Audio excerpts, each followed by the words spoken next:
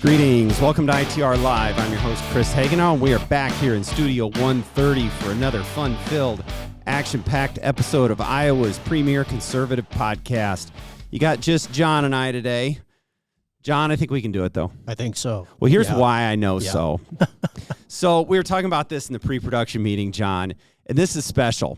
So you're not a big sports fan, but I think you can appreciate that specific to baseball, there's a steroid era in baseball, right? Yes. A lot of the athletes, there wasn't a lot of oversight. They're all taking steroids or whatever. And, a lot of records fell. Well, so you and I are both on performance enhancing drugs today, right? Yes, we are. Okay, to fight the current virus that's going around, John and I are both on steroids right now. Yes. So this is where this could be truly one of the best episodes we've ever recorded, because we're just going to be knocking it out of the park left and right. Yeah. Okay, so all right, we're fellow asthmatics. Yeah, no, so no. Anyway, so so batter up here, John. I think we've already set the bar real high, and we've got a lot to go over today because we really haven't. We had the interview with Vance Ginn, which is great, and then but we really haven't sat down and just kind of talked about what's going on for a while. So, I want to do that. And the first thing that I want to get to, and we talked about this morning as well, John, was the president, and I think it was in Davenport last night, wasn't it? Yes, it was, yeah. So he had a town hall with Sean Hannity as the host, which, okay, fine, whatever. I know, maybe not our favorite conservative commentator, but it's fine, whatever.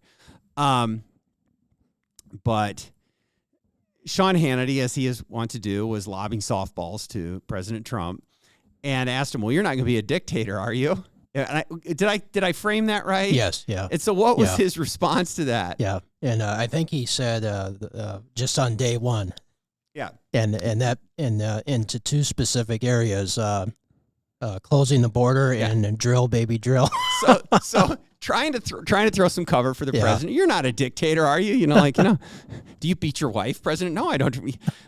Anyway, and he just because he knows exactly what this is, right? Yes, I mean, it's not like he's oblivious to this, and he just goes right back at it. I think any other political figure would try and dodge or whatever. No, he's on day one. But you're right, and I think this is so. The left obviously is every time any one of these kinds of things from President Trump happens. They're just apoplectic. Yeah. Oh my gosh, he's a dictator. Yeah. This is Stalin and Hitler, and it's all the end of democracy, right? It's interesting the headlines yesterday and this morning from a lot of your liberal media outlets are basically watch out because Viktor Orban's coming to the United States, and Trump is going to bring back fascism and democracy as we know it will be over. Wait a minute. So if I vote for Donald Trump, and to be clear, this organization and I have not made an endorsement in this race. That's right, yeah. But if I vote for Donald Trump, Viktor Orban's coming? Is that what you're telling me, John? Yeah, that's what they're saying. Okay, well, you know what? We're getting real close in over here. Because anyway, I'm a big fan. Yeah. But let's dig into this just a little bit, John. So, is at least what I read, you're right. Border security, because Sean Hannity kind of pushed a little further. Well, on what? Border security. Yep. Now, let's be perfectly clear. The person that's deviating from the law right now is Joe Biden. So, if Donald Trump says, put me back in the White House, and we're going to go back to enforcing the law, is that really dictator-like behavior? Yeah. Simply going back to enforcing the law that's on the books of our country? That's just how warped the left is. It's just odd. Drilling? Yeah. I mean, okay, whatever you think of the policy, it's certainly under the purview of the president to set that policy. Yeah. Congress has ceded that to the executive branch. Yeah. There's nothing dictatorial about that for exercising a right that was given to them. Now, I would say that Congress has done that on far too many things, but that's a whole other episode. And investigations. Well, good grief. I can't imagine that the left would ever do that. Yeah. Selective administration of justice. The left would never do anything like that. If they were in power, would they? Oh, no. Give me a break. Yeah. Okay, so anyone in the left, liberal media, that is tearing their clothes right now and screaming, howling at the moon, that we've got someone that made a clearly having some fun statement about being a dictator, and the exact things he gave are either following current law or absolutely the prerogative of the President of the United States. That's right. Yeah. Or ultimate gaslighting. Yeah. It's absurd. Well, and I think Hannity brought up and said, what was the result of supposedly Trump's dictatorship while he was in office? We had a lower taxes. We had less regulation. We had a secure border. We were energy independent. We weren't involved in foreign wars. That sounds pretty good to me. I mean, we had better trade deals. I mean, we can go on and on all day on the failures of the current regime in the White House.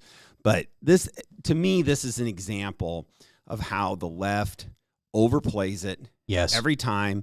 And frankly, I think they take the bait. Yeah. I mean, it's bait from President Trump. Yeah. He throws it out there because he knows they'll do it. Yeah. He knows it's another day or two of news, and it's all about him. Yeah. And frankly, on this one, I think it's smart because these are issues that the American people are on his side. That's right. Absolutely. Yeah. They want oil drilling. They want border security. Yeah. And they want investigations into Hunter Biden. That's right.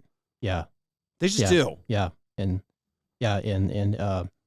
you know, there was a story last week or this week, I forget, on WHO about immigration being a big issue. And that is, I mean, people are concerned with the border and they're tired of it.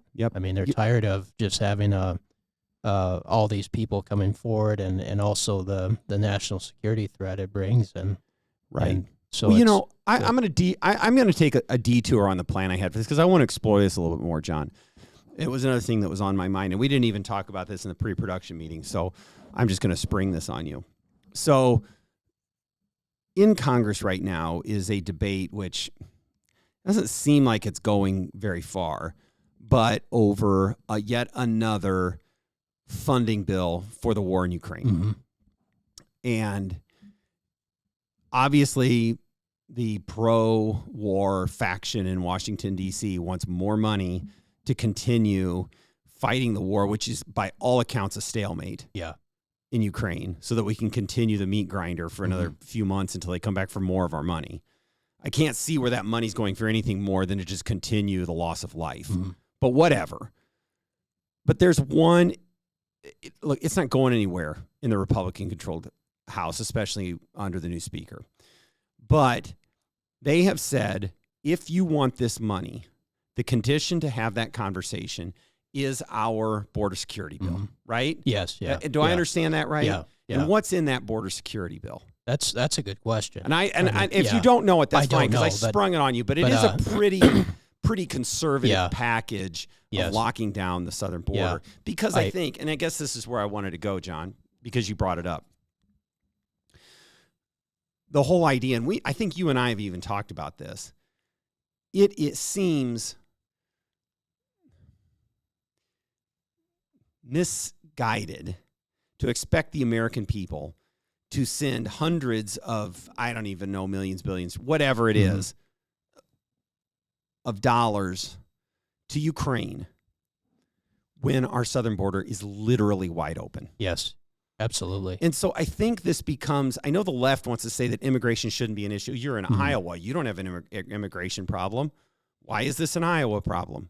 Well, here's one of the reasons it's an Iowa problem is because you're taking your tax dollars and mine and all those other people out there, and you're shipping it off to another part of the world that the vast majority of Iowans will never visit and frankly don't particularly care about what happens one way or the other. Yeah. But yet that matters. The border matters. Absolutely. Yeah. And so now it becomes an actual kitchen table issue. That's right. And I would say Iowa isn't being impacted, whether it's the drugs coming across, the human trafficking, the pressure that illegal immigrants put on the system. All that impacts not just the border states, but all of the states. Right. And so One thing I think the devil is in the details of these compromise bills.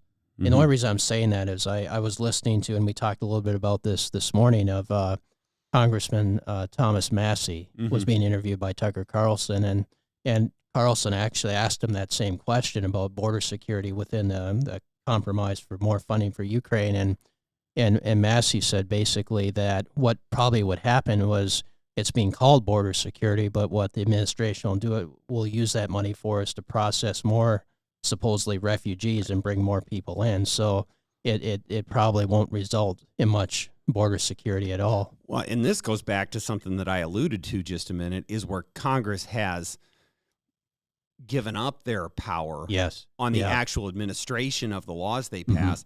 And really the only power they have left is just to continue to throw dollars at something. That's right. Yeah. So they're okay, well, point. we can throw dollars at the southern border, but we're giving it up to the Biden administration to figure out how it's spent.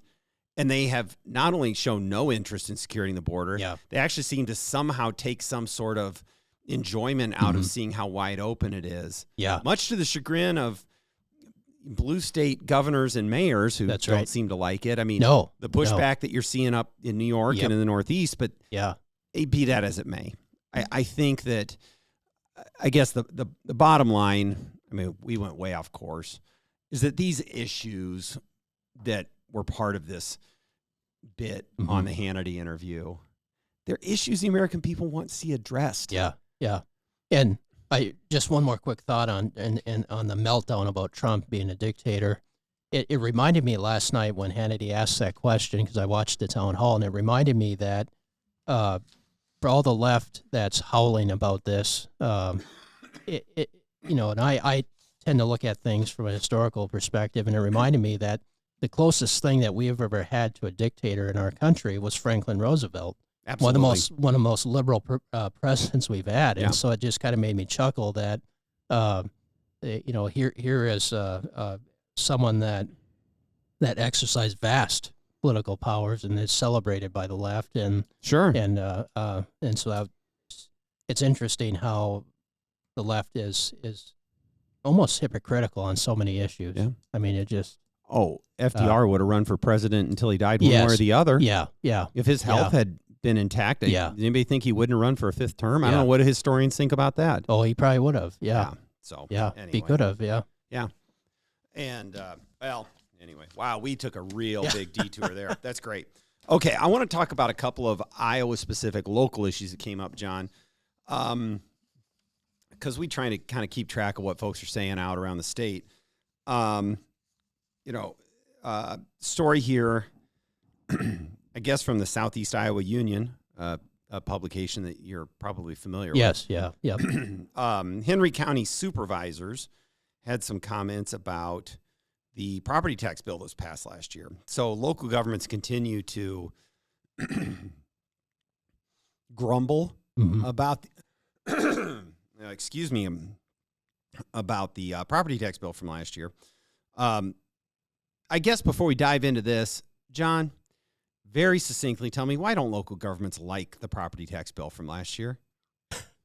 Well, at least in your humble opinion. Yeah. I think they don't like it because it slows the growth of how much they can spend. It doesn't cut. But I think what we're seeing is they're basically saying they're going to have to cut because they can't grow as much as they're used to getting away with. They're not going to get as much money as they want. Yep. Okay. I'll join the... Not going to get as much money as they want. They are used to living very high on the hog, getting whatever they want, being able to levy whatever they want. Okay. So they had a board of it was the Iowa Association of Counties District 5 supervisors meeting in Fairfield. So it was more than just Henry County there. Okay, so they must have invited, that's why Senator Rosenboom was there, because he must represent one of the other counties in that district. Okay, I don't know how ISAC districts their groups, whatever, but Ken Rosenboom, who we talked about, was at one of our ITR NFIB. That's right. Yes, and did a great job. Yeah. Former county supervisor, so he knows what's going on here. And he asked the counties to make a list of things. You know, because the counties are trying to shift the blame. They're saying, well, the state says we can't spend as much money as we want, but they're mandating all these things on us, the unfunded mandates. So, and I really appreciate this from Senator Rosenboom. He said, okay, well, make me a list. What are those things? And if you read between the lines here, it is, who was it? I think you said you actually are familiar. Yeah, it was one of the Mark supervisors. Lindeen. Yep, one of the supervisors. So you can almost read between the lines of them, like, starting to shuffle their feet and like, well, yeah, I'm not, yeah. But anyway, they listed some of the expenses that could go on that list, including driver's licenses, a portion of the courthouse, mailings, and elections. Okay, first of all, driver's license is a function of the Iowa DOT. So let's just set that aside.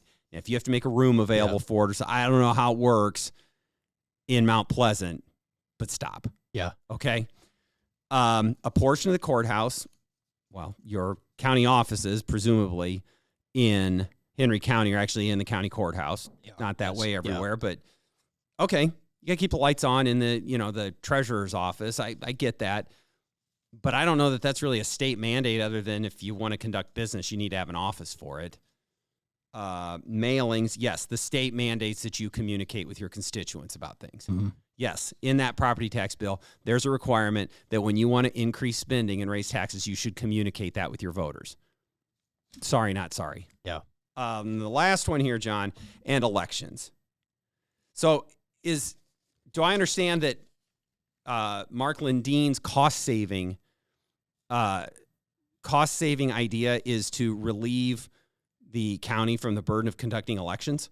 That's what it kind of sounds like. So I'm like, I don't know. I mean, what are we talking about I'm here? not sure. Okay, so it's just... Yeah. But, that article reminded me of something we've talked about a lot, is that, and I've decided to call it a blame game at the local level, that whether it's a city, a county, a school district, they all play a blame game of who is responsible for the property taxes. And in this case here, you have the county saying, well, don't blame us. It's the state that it forces us to do all this stuff. And then you hear that all over. I mean, it's and no one wants to take ownership of the property tax issue. Well, let me tell you this. I agree with you completely, John, and I have a take on that as well, because they absolutely do it. And frankly, as a recovering politician, that's kind of one of the skills you learn real quick, is blame somebody else, right? Yes, yeah. One thing we know, it's not the assessor's fault. So we can just dispense with that right away. And secondly, I'm here to tell you it's not the state legislature's fault either. And so these things they listed, if this is the best example they have of unfunded mandates from the state legislature, then they need to just dispense with that argument as well. Because in my 12 years in the legislature, if you wanted to kill an idea, was to pass something that cost money that shoved it down on a local property taxpayer, we just weren't going to do it. Yeah. It just, because we cared about the local property tax burden. Yeah. And so that doesn't work either. Yeah. And so what are you left with? Which is what we've been saying over and over, is that what drives your property tax burden is the spending decisions made at the local level. Mm-hmm. Now, there is one place where the state legislature does impact the property tax at the local level, which is through the school funding formula. Yes, that's correct. But yet, I haven't heard ISAC or any of the local county supervisors suggesting that we cut school funding. No. So if that's out there and I've missed it, let me know. Yeah. In fact, I haven't heard anybody say anything. But I'm not necessarily suggesting it either. I do think we could probably do a much better job of stretching those dollars, and the legislature's looking at that. I'm not an ed policy expert either. Yeah. But and I said, if I was talking about my approach to this, if I was a county supervisor, I probably wouldn't just reflexively try and blame the state legislature every time, because you know what? They're the ones that have actually got their fiscal house in order. Yeah. They're the ones that have limited their budget and have passed that along to the taxpayers. Mm-hmm. They've set the example. Absolutely. Yeah. So that's a good point. And further, the only reason and we talked about this before, the only reason they took action is because the locals weren't. Mm-hmm. So, but if I were the politician responding to this, I'd be like, hey, I get it. Property taxes are high. Everyone knows that it's an 80% issue in Iowa. But, frankly, we're this small sliver of it. We don't have a lot of places to save. We're going to really roll up our sleeves and look at it. We're trying. But there's things we have to do. There's those essential, we have to have a sheriff's department. We have to offer EMS. We have to have a jail. We have to do these things. And they cost money. And people get that. Mm-hmm. But, and just say, look, over half of your property taxes is schools. Yeah. You just need to understand that. And be honest and communicate the realities. Voters going to respond so much better when you actually give them information. That's right. And be straightforward with them. Instead of just pointing the finger all over the place. It's tiresome. Okay. Moving on to Webster City, yes. John. That was interesting. You brought this one up. So do you, I don't know if you brought notes on it or not. I didn't, but I mean, I can't. I think I can share a summary of it. Basically, Webster City wants to put in a splash pad. Mm-hmm. Okay, well, take it away. Yeah, so this was a story that was on our favorite news outlet last night on Channel 8, KCCI, and basically Webster City is in the process of trying to build a splash pad that they said would be ready by fall of 2024. Just in time for the holiday season. Yes, that's right, yeah. And the reason it made the news was that there was some citizens that were there, especially one particular citizen who was Denny Long Henry. Okay, who got very vocal and was upset about it, thinking it was basically a waste of taxpayer dollars, and he apparently had to be escorted out by the Webster City Police during the city council meeting. I suspect that Mr. Long Henry probably had a little bit more than just a few choice words. I imagine there was probably more than what appears in this article about the interchange, or maybe his background with the city council. But be that as it may, what I thought interesting about it is that we're seeing more, and maybe if it's because I haven't noticed, but it seems like we're seeing more news stories of citizens rising up and challenging some of these things, whether they're small projects or big projects. And I think that's it's the more awareness of people frustrated with property taxes and starting to become a little bit more vocal and challenging their local officials on, do we really need these things, and at least having that conversation. So I think it's, and of course we always want people to be respectful and civil in terms of, when they speak at these hearings, but I think we are seeing more. It seems to be more civic participation going on. Which is everything we've talked about, right? Yeah. I actually, I like this too. I bring it up because it makes exactly that point. And as much as I bristle at adding new civic amenities, sometimes communities do them, right? Yeah, I think that, it even says here, Webster City has a swimming pool, and this would go in across the street. At least they're not putting it into an aquatic center, some big boondoggle or a $43 million rec center. Mm-hmm. I mean, a $500,000 splash pad. I don't know what that compares to the size of the Webster City budget, and I don't know what it's going to cause in terms of increased property taxes or how they're fitting into their budget or how they're going to deal with it. Yeah, it's up for the locals to decide. That's right. I would say that a splash pad is a much more tame, civic amenity than some of these other things that we see around the state. But you know what? If Mr. Long Henry's upset and he don't have to pay for it, he should absolutely go to that city council meeting, and he should absolutely tell him what he thinks of that. That's right. That is democracy. That's right. So, okay. Well, good. All right. We're finally going to get now, John, to this article it's actually been a week or two ago now. Yes, about, originally, I think we noticed it in Axios, but it was about what's happening to what Americans. Well, here's the headline. Americans think the American dream is dying. Americans are increasingly unlikely to believe that those who work hard will get ahead, and that their children will be better off than they are, according to 2 recent polls. That's kind of sad. It is, yeah. Because I think that really strikes at the heart of all of this, and strikes at the heart of what kind of we get up in the morning to go to work to do is to build a better life and get ahead and chase the American dream. And it's almost kind of hard coded in our DNA as Americans. Yeah. So you've been wanting to talk about this. So tell me, give me your thoughts. Yeah. This was very troubling, and I can see why this article came about, because people are struggling. And this is one thing I think where the Biden administration has blinders on, because they keep saying, well, the economy is looking good and the data is fine. But there was a report that just came out by the Republican Senate side of and this is the United States Senate, the Joint Economic Committee. And basically they reported that it now on average costs $11,400 for Americans just to afford the basics, which is that's a big chunk of money. Yep.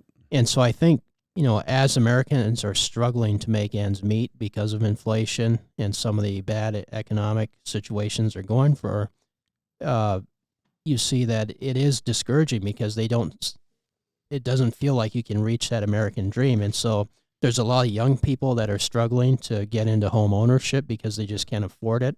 There's parents out there who maybe they would want to stay at home to be with their children, but they can't because they can't afford.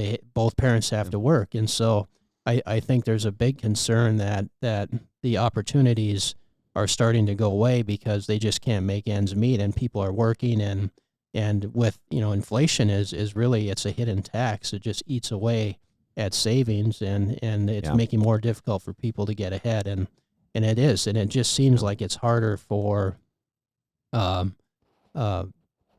lot of people to make that next step. They're worried about their retirement. They're worried about, can they afford a home someday? Can they provide for their children? I think this is especially true for millennials and Gen Z, that first-time home buyer, the one that's trying to upgrade out of their starter home. And it's absolutely true that the cost for housing is a much bigger share of income than it was a generation or two ago. Yeah.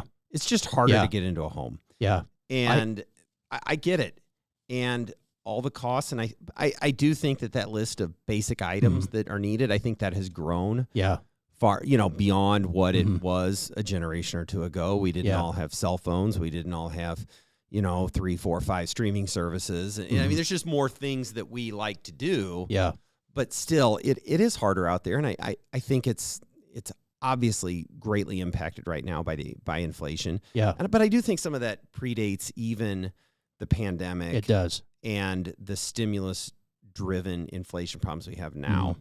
But I think what I find interesting here, well, there's a whole bunch of things I find interesting here, is this, we were talking about this in pre-production this morning as well, John, that elections are ultimately going to be about pocketbooks, kitchen table problems, state of the economy, your belief in the future and the direction that you're going. And in good times or even decent times, it's more of a feeling and a subjective thing. I think, and maybe I'm putting too much of my own thoughts on this, but here let's strip away the politics of it, strip away the electioneering and all the barrage of TV ads that we'll see over the next, 11 months. People out there are genuinely struggling, and they genuinely don't believe that hard work gets them ahead, and that this whole idea of the American experiment, or the economic freedom they have, just isn't working.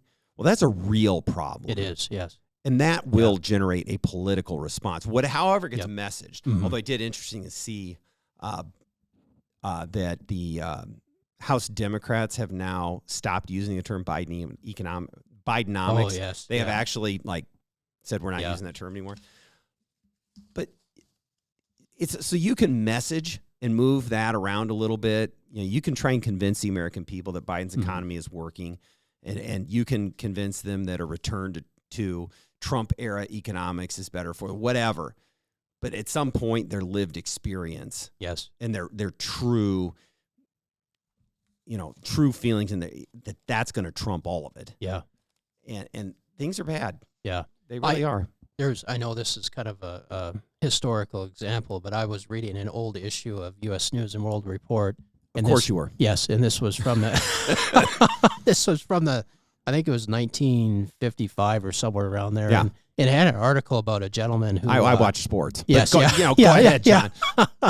And it had an interesting article about a gentleman who was from the Midwest, and he never went to college. He went directly from high school to work in one of Henry Ford's auto plants in Detroit. Mm-hmm. And he had 4 children, and it told his story about how he was working for Ford Motor on the assembly line. He was able to have a 4-bedroom home, basically in a nice suburb, and had a vehicle and all that, and he had a nice pension, and that was just an example of the sort of the American dream that my grandparents had.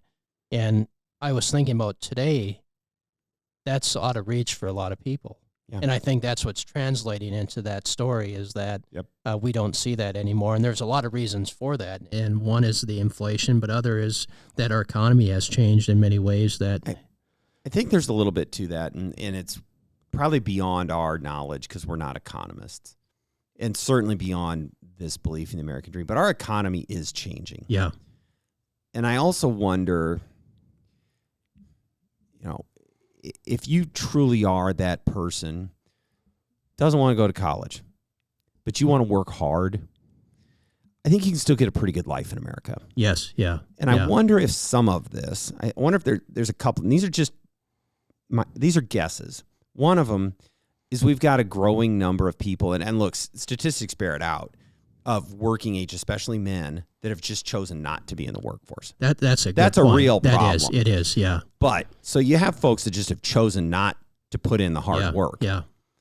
And secondly, we continue to drive people into an educational system that's built for the economy that we had 50 years ago.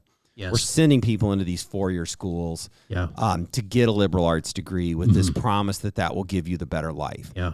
Well, there's a whole lot of folks out there that are doing really well for themselves, working real hard in a trade or skilled labor of some kind.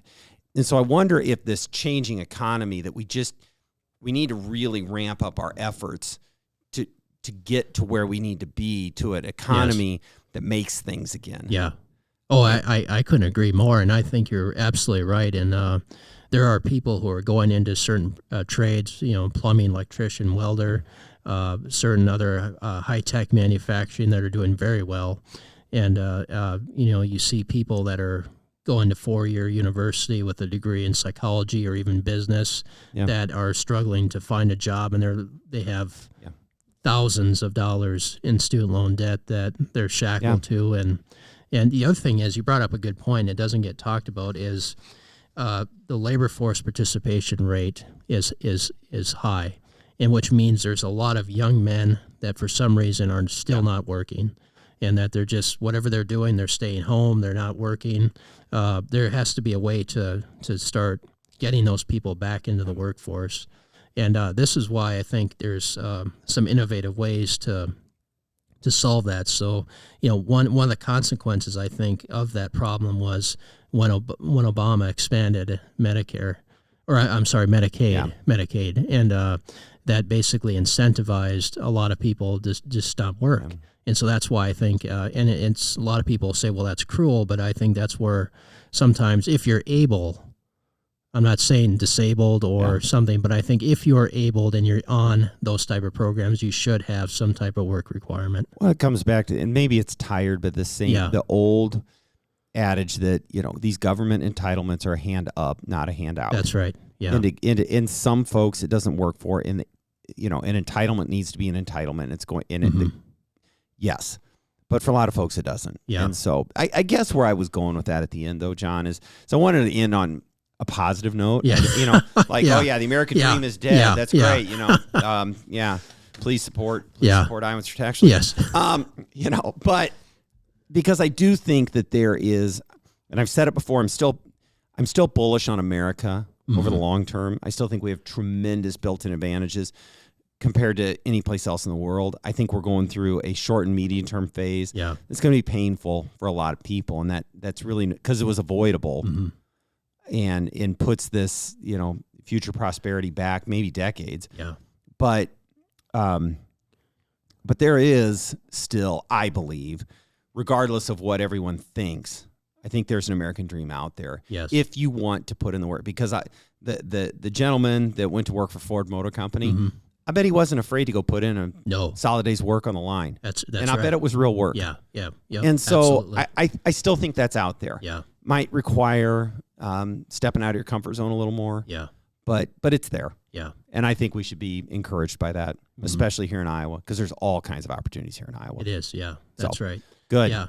And, just one more quick point is I think there's, as we get ready to go into the next legislative session, the governor has said tax cuts is going to be one of our main issues. And we're already hearing some people, especially on the left, basically saying that, this is going to lead to disaster. But I think when you look at what Iowa has done in terms of economic policy, it has created incentives for people to move ahead. Yep. And just, there was a lot of talk about the DeSantis Newsom debate. Well, look at what Iowa's doing and compared to some of those other blue states. I mean, people are better off in Iowa than they are in California or New York or Illinois as a result of what the policies that the governor and this legislature have done of creating more economic opportunities for people. And that's one way that that's going to help. I mean, that's getting people ahead and giving them opportunity to succeed and to flourish. Yep. I'm happy to be an Iowan. There's no place else in the country I'd rather be right now. Yeah. Exciting things are happening. Yeah. Great. It truly is. Yeah. Yep. Well, we are way over time, but that's okay because I think we had a lot to say, and I think it was the steroids. It was. Yeah.